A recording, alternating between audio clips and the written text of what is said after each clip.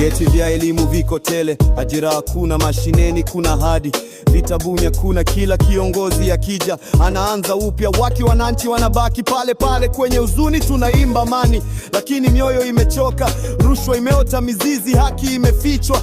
Watu wanauza kura kwa kila sukari, kesho wanalia hawajui wamenunua mateso. Vyombo vya habari vimekaa kimya, ukweli ukiandikwa unafutwa kama mchanga. Ujasiri umepotea, woga umetawala, wenye sauti wananunuliwa kwa noti chache tu. Nchi yetu nzuri lakini imeshikwa na tamaa, kila mtu anatafuta faida hata kwa ndugu. Uzalendo umekuwa maneno tu ya midomo, lakini vitendo vimekuwa biashara za mioyo. Kweli mimi ni Mtanzania, naipenda nchi yangu kweli, haki na amani ndivyo nataka, Tanzania ibaki